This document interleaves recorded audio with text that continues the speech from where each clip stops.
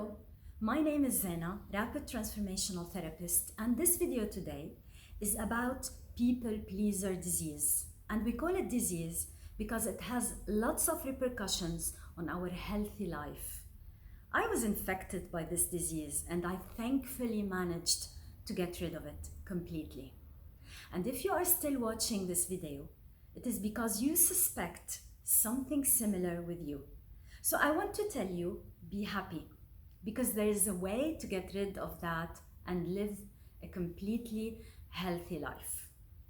Before we get started, I would like to thank everyone out there subscribing to my channel, and I invite you to leave your comments, questions, clarifications here below down. I will be very glad to reply ASAP. First thing to tell you is that if you suspect or know for a fact that you are a people pleaser, this is definitely not your fault. You haven't done anything wrong. It is actually no one's fault, because even if you became a people pleaser due to the upbringing of your parents, it is not their fault either, because all this happened unconsciously.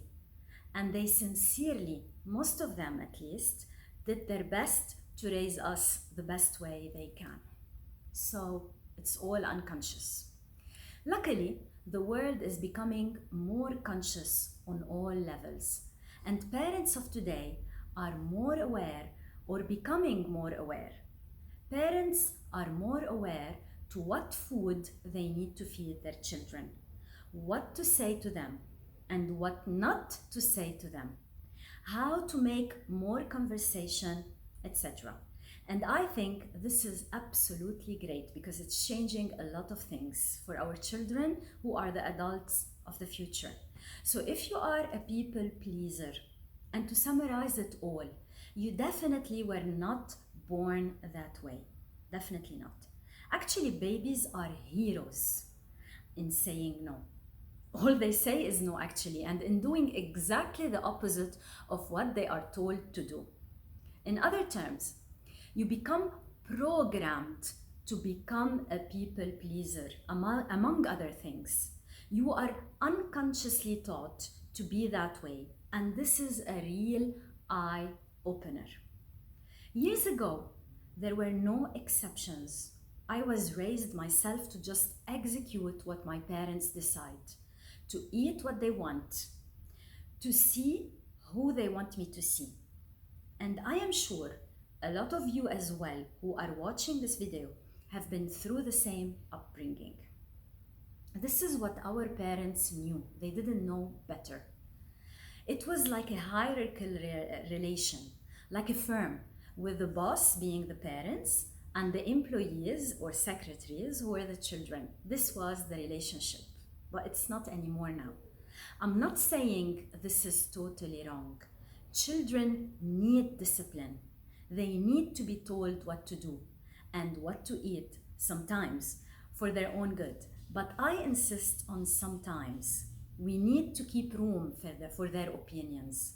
It is not the end of the world, actually, if they decide between having a pumpkin soup or a tomato soup. If they would like to wear this purple shirt or the blue one. You know, this is not the end of the world. We are not blaming anyone here, but we are trying to understand why we now have the disease to please as adults. So as I said, most likely we were not given choices. We were not asked questions. We were not given opinions.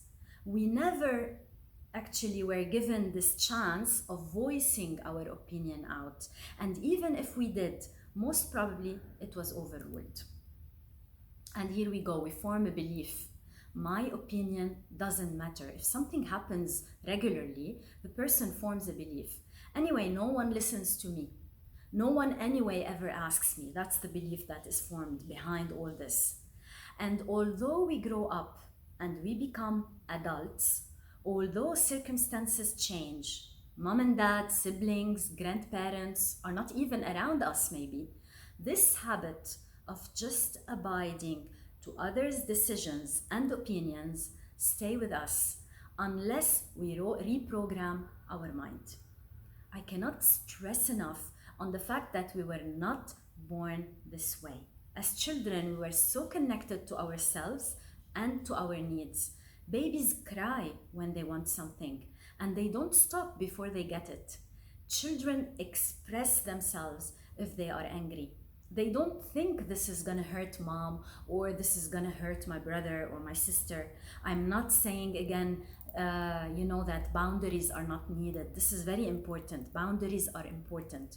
Of course, we do not want to grow and become narcissists.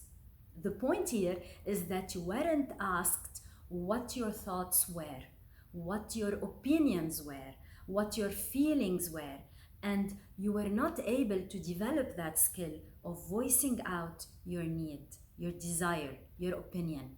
You didn't learn to keep connected to yourself exactly as you were born. So that's the whole story. Adding to that, to that a very important point. As a child, you might have been asked to do something that deep inside you really didn't want to do. And of course, a lot of us resonate with that. But parents insisted on you, or teachers, or whatever. And when you did it to please them, you got praised for doing it. Now, if I am a child and I don't want to do something, but I know if I do, I will be praised. I will hear good boy or good girl. I will have a tap on my shoulder. We are proud of you. We love you. And if this happens time and time again, the brain locks on to this belief. Listen to that. If I do what they want, even though I really don't want to do that, if I please them, I will be praised and loved. I will be accepted. I will get attention. If you have children, you need to give them options. Not every single time and in every scenario, of course, but every now and then. And this will help your children to know that their opinion matters and that he or she still gonna be loved, even though he expresses his or her own needs. Give them choices like, do you want to have peas or lentils? This is not a big deal for dinner. What bedtime snack do you want? You want bubbles in your bath or just a normal bath? These are simple choices we can give our children, and we can teach them to voice out their opinion and say what they like and what they don't like. If you still cannot determine whether you suffer from the people pleaser disease or not, you need to know that syndrome number 1 of this disease is the guilt feeling when you say no to someone. You feel this pain inside that you're gonna disappoint someone, this feeling that someone is gonna be hurt if you say no, especially if you love this person or this person matters to you.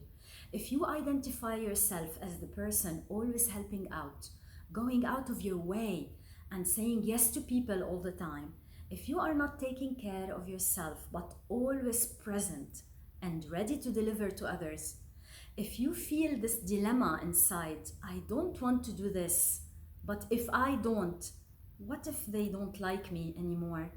What if they reject me? And if you end up doing the thing that you don't want to do, but then you hold anger feelings towards yourself and towards the person you just helped. This is what usually happens. And of course, this is so frustrating. A second way to identify if you are a people pleaser is if you have a really hard time making decisions, and this is important. And if you see yourself feeling the need to ask lots of people around you before deciding even on little stuff. You feel the need of taking opinions of others. You have the need for validation. And this is another form of people pleasing. It is good to take a closest person opinion, especially in important decisions, to look at another point of view, to hold, to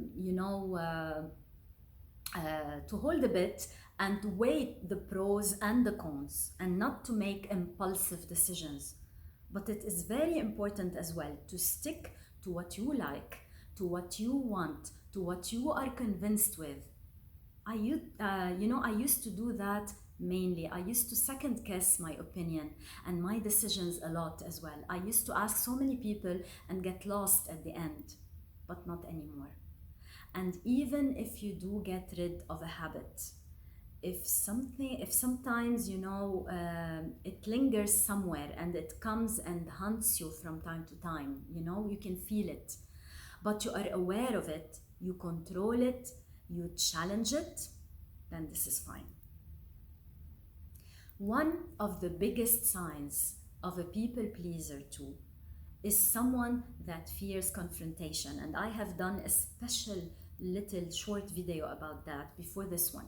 Those are the people that get so nervous and anxious if they have to stand up for themselves. They almost avoid conflict at any turn. Of course, a lot of factors play a role here. Self-worth, self-esteem, confidence. But think about it. If you are afraid of not pleasing someone or upsetting someone as well, you wouldn't like to confront. You prefer to bite on the pain and refrain from saying anything. So this is as well a sign of people-pleasing disease. Now, if you resonate with any of this, 1, guilt feeling when saying no. 2, not being able to make a decision and having to have a lot of opinions. 3, afraid of confronting. Then you are a prime target for a narcissistic emotional abuse. You are going to be taken advantage of. So it is not really important here to name the things or label them. People pleaser or not, it doesn't matter. If you recognize yourself in one or more of those 3 points that I just stated, then you are abuse targets from friends, family, co-workers, and even romantic partners, the closest persons to you, because this is human nature. Now that you know all this, the aim is to learn to, first of all, love yourself. Second, take care of yourself. 3, stand up for yourself. 4, you need to learn how to make decisions and trust your intuition. 5, say no without feeling guilty. In a nutshell, learn how to love yourself and everything else really follows easily. What does it take to reach this? Again, first of all, uncover the belief or the beliefs that is or are behind the people pleaser disease. Second, extract those beliefs like we extract a painful tooth once and for all. 3, install other beliefs and learn how to parent yourself. 4, rewire your brain once again to know or to how it used to be when you were born. And this is when you can have a peaceful and happy life. If this resonates with you, or if you know someone that needs this, please subscribe, like, and share. And by all means, leave your comments and questions below. I will be glad to answer all the questions as soon as possible. See you next week.